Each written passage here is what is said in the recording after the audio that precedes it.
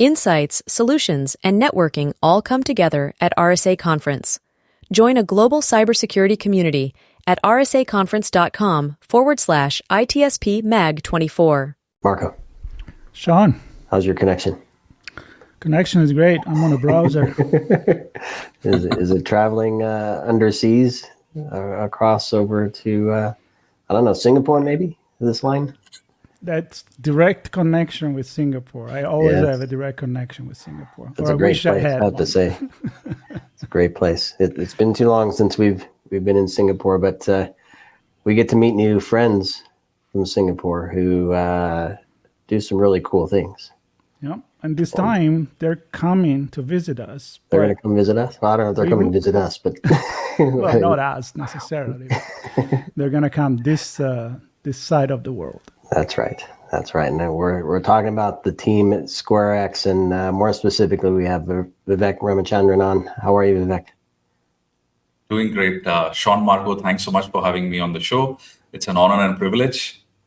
Yeah, we're excited for this conversation. If you haven't figured it out, those listening and watching, we're on the road to RSA Conference. This is part of our coverage, and we get to have a chat with Vivek to hear all about what he's up to and what the team is up to and what you might experience if you happen to stop by their booth at the RSA Conference. So before we get into all the fun stuff you're working on, maybe a little bit about some of your journey leading you to SquareX. I know you've been an innovator, done a lot of things. Maybe highlight some of your accomplishments and milestones over the years. Yeah, absolutely. So, Sean, I've been in cybersecurity now for 20 years running. Started off as a developer, but very quickly figured out that I enjoyed breaking systems more than making them. And, I think 3 years into a developer job, I used to work at Cisco Systems. I decided to go full-time, into security research. I was lucky to work with, one of the pioneers in wireless security, airtight networks. And that was the place where I discovered a bunch of new attacks, cafe latte and whatnot. And then I got so hooked to it that I just decided to, start a security research and a training company. And, started off as securitytube.net, became SecurityTube Training, eventually Pen Tester Academy. And, Pen Tester Academy, I kind of grew it almost for 7 to 10 years. We had, Fortune 500 customers, government agencies, and whom not. And eventually that company got acquired by Providence Equity, who were doing a roll-up strategy with INE. And during that time, I also built a Wi-Fi monitoring product, which I sold to government agencies exclusively. So, during that time, spent so much time with red teamers, understanding attacks, helping them build attacks to demonstrate internally. That post that, I thought I'd probably take a break. Everybody at home was like, hey, enough of long hours. But once an entrepreneur and researcher, I guess, it's just wired into you forever. Suppose that, one thing after the other started SquareX, and, now we are here. So I get in my head how you started building things, then breaking things, then realized maybe it was too easy to break things, and you wanted to figure out a way to protect things from getting broken. So it's kind of like you find the next easy thing to break, and you try to make it a little bit better. Is that what's in your head? Is that how you think? Absolutely. I think so. I've always been behind challenges. And I think at one point, breaking into systems, breaking technologies was a very big, interesting challenge, which I did like over a decade. And then I quickly realized, what? Actually, the defender's job is really way more difficult, because the attacker only has to win once. The defender has to win always, right? So mathematically, really, if you went on the defender's side and started building products, that is a way steeper curve and a way more difficult challenge. So I said, okay, why not just change my hat, black to white to blue, whatever you want to call it, and and then try to see how it feels on the other side. You're hacking hats now. I love it.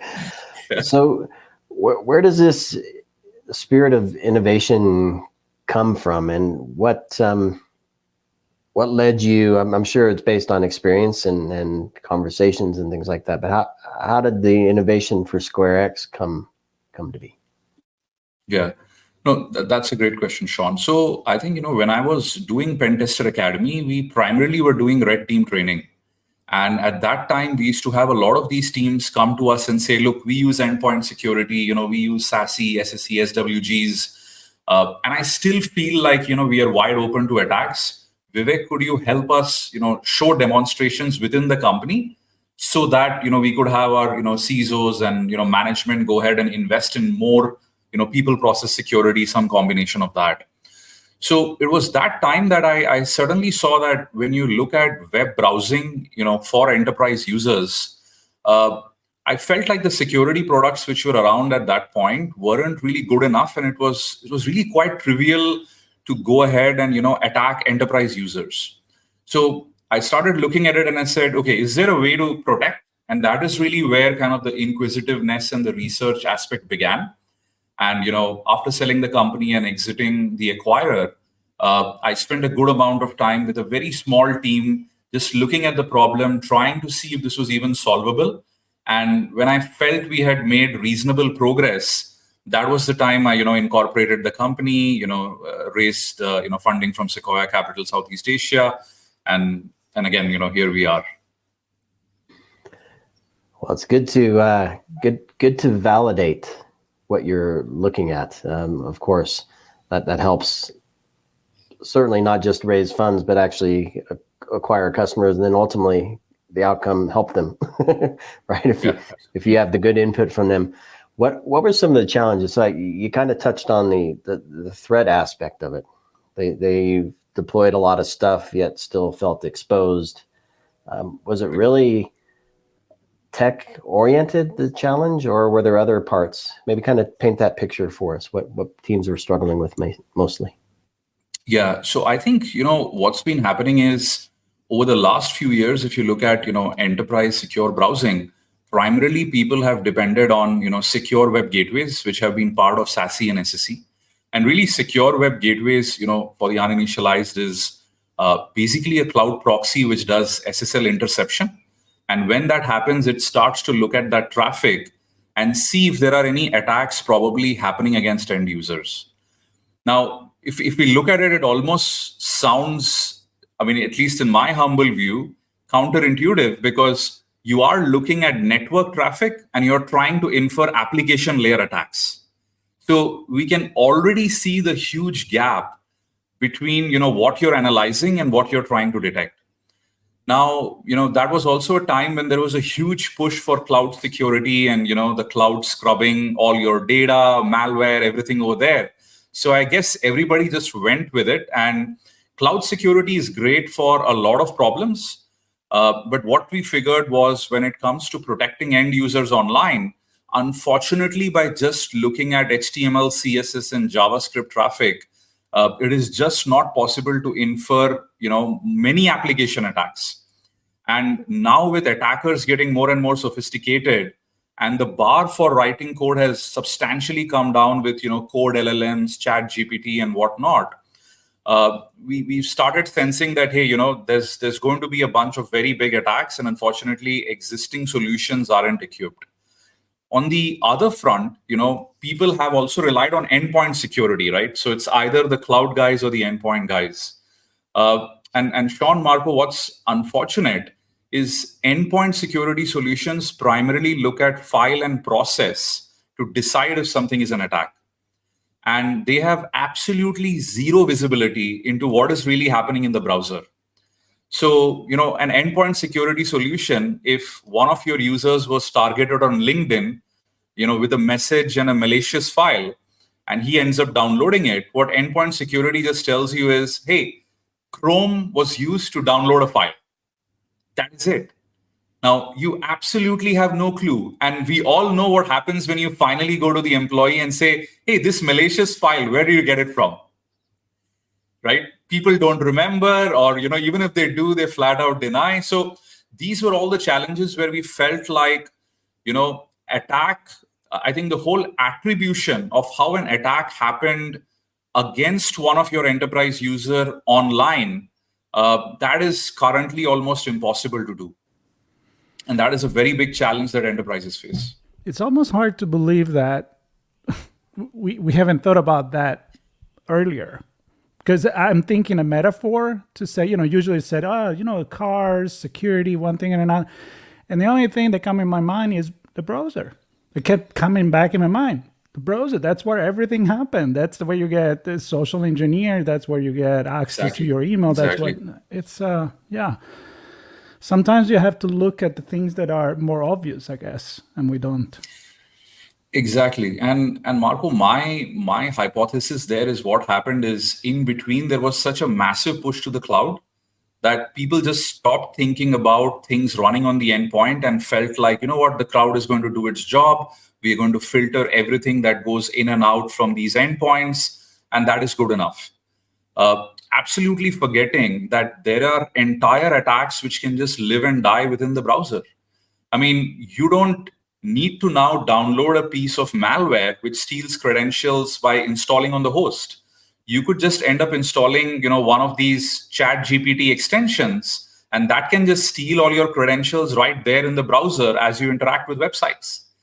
And, this is something endpoint security, the SWGs absolutely won't have any inkling about. And let's not forget that even if it looks like an app sitting on the desk endpoint, it could very well be a very small client that's hosting a browser, right? And it's basically just a browser wrapped in a client and piece. And so all the same things are fair game in those environments as well. Absolutely. And you're absolutely right, because what's been happening is everything has just become a thin client to a backend web API, right? So progressive web apps, when you install them, seems like a local application, but really all it is doing is talking over APIs to the backend. And literally everything is webified now, right? Like, with SaaS and all of that. I actually, apart from the browser and maybe Outlook, I don't remember any other application that people use on an ongoing basis, which is probably installed on the computer. Interesting. So let's go to what is about to happen. So we're telling a story now, which is pre-event. Well, I'm going to unveil that we will tell another story when we're there. We're going to sit down with you. Actually, Sean is going to do that on Broadcast Alley. So we're going to get maybe a little bit deeper into this conversation. So what I want to use this for is to, first of all, invite people to come and visit SquareX at the booth. And so a little teaser on what people can do there, who they're going to find. I know you're coming with the team and you have a place, a booth. So how are you going to welcome everybody interested in learning what you guys do? Yeah, absolutely. I mean, we're going to welcome everybody with open arms. The whole team is flying down. We couldn't be more excited. So we've been working very, very hard for the last 1.5 years on solving this problem. Many challenges. The browser itself was never meant to carry a security product. So a lot of tribal knowledge and all of that gained along the way. And at the booth, Marco, what we plan to do is allow people to come and test drive the product live. So, this isn't going to be just a dummy enterprise portal where you just make a few clicks, no staged data. We will literally give you a laptop, allow you to simulate attacks, and we will show you live how SquareX is able to detect all of that and, show you all of those insights, attack graphs and whatnot. Apart from that, I guess, for CISOs or heads of security who love what they see at the booth and would want to sign up for a pilot, we can immediately sign you up right there and post call and post RSA, sit down with you, run your broader teams through, how we could go about the process. So, yeah, I mean, super excited to get to interact with the whole industry at RSA. Yeah. And what's the booth number, Vivek? 3? Oh, yeah. I forgot the most important piece of information. Where do they find you? I mean, yeah, RSA isn't a place you want to wander around searching for SquareX, right? So we are booth 336, Moscone Center South. And you should be able to reach us. And if you want to set up a time We're going to be posting, a link on all of our social media channels later today, and you can even book an appointment, or you could just, walk in whenever you get time. Perfect. And of course, we'll include links to your site and links to your directory page, so everybody can grab those links where you'll be and watch and listen to all the stories that we share from you as well. I'm excited, Vivek, for our deeper conversation. Marco stopped me. You could tell I was gonna head down and get into all the fun nitty-gritty stuff. That's for you to do with people on the show floor. They need to come see you. And at the end of the day, Wednesday, 4:30 local time there, you and I get to sit down in Broadcast Alley. We're in Moscone North at the entrance to Expo Hall there, just at the bottom of the escalators. So if people want to come by and say hi and wave at us and hear what we have to talk about while we're doing it, I would encourage everybody to do that. And of course, the main thing is to meet Vivek in person there as well. So we're going to get into... You know what, Sean? I'm going to give you one more question. How about that? Yeah, I know you love that. I want to change the game here. You're going to change it. Go for it. All right. I think we'll cover more of this. Let's tease when we talk next time. But let's tease one scenario in one sector that you think is worth highlighting now, where teams are struggling with this and SquareX can really produce a nice outcome for them. Yeah, and I could give you a very simple case study in the sense that, so people can visualize the attack itself. And this is something, we recently helped someone with. So imagine that, you have a big sales team, and sales teams are always hunting for, more prospects. But now an attacker ends up sending an attachment, on LinkedIn direct messages to a bunch of your sales guys saying, hey, open up the document and, this has all the details about, what we need. Now, can you imagine a single sales guy in the whole world who wouldn't enthusiastically just download it and try to open it up, right? And this happened, and they were lucky that endpoint security was able to figure out that there was something malicious. But unfortunately, after that, no sales guy seemed to have any recollection of what happened. And this is really where, because they're deployed SquareX, it was very easy for them to go through this entire attack graph. And we literally show you a live video of how the whole attack happened, because we can reconstruct that. So this is a little bit of a teaser, is if you wanted to look at this specific use case and a lot of these, which have been obscured so far from the enterprise team's visibility, come down, we'll show you some really amazing things which will blow your mind. Yeah. Very cool. Great example. So we're gonna uncover more of those scenarios and use cases, and I think I also want to get into, I love having this conversation as well. Security programs are broad, and I want to understand how SquareX fits into the bigger picture from a deployment and management and monitoring and reporting and response. And so we're going to get into all that when we talk next time as well. And so that's on Wednesday. You're going to be there all week at RSA conference. I don't think we should give any more secrets away, Marco. No, we're done. I think people at this point are going to be very intrigued by this conversation, and I think there is a lot of question mark that people can try to get an answer, and that's going to happen by listening to our next conversation and coming to the booth and visit you and your team. So I'm going to invite everybody to do so. In the notes of this podcast on YouTube, if you're watching the video, there's going to be the link to the landing page for SquareX, where they can already, get informed. So they'll have a specific list of questions when they meet with you, they come prepared. And we're going to keep going with other coverage, other conversation before the event. And of course, during the event, I know I looked at our agenda. It's pretty busy. So get ready for a lot of content. Exactly. And then the one thing I'll point out as we close here is that I can have 100 conversations, and it's the one that you have listener has with Vivek that's really going to matter, because every company is different. Hopefully this gives you a sneak peek. Our next conversation, we'll get into more general operations. We'll kind of give you a broader view. And then it's really about connecting with Vivek and having your own conversation as well. So Vivek, thanks for sharing the story with us. We look forward to seeing you in San Francisco. Safe journey for you and the team. And appreciate you being on ITSP Magazine. Yeah, thanks so much, Sean, Marco, for taking the time. Me and the team, we really appreciate it. And yeah, super excited to be on the live show, face to face, literally 10 days from now. I know. Yeah, and it's there. Yeah, Right there. Thank you so much. It's happening. Thank you. All right. Thanks, everybody. Stay tuned. We'll see you in San Francisco. Insights, solutions, and networking all come together at RSA Conference. Join a global cybersecurity community at rsaconference.com/ITSP Mag 24.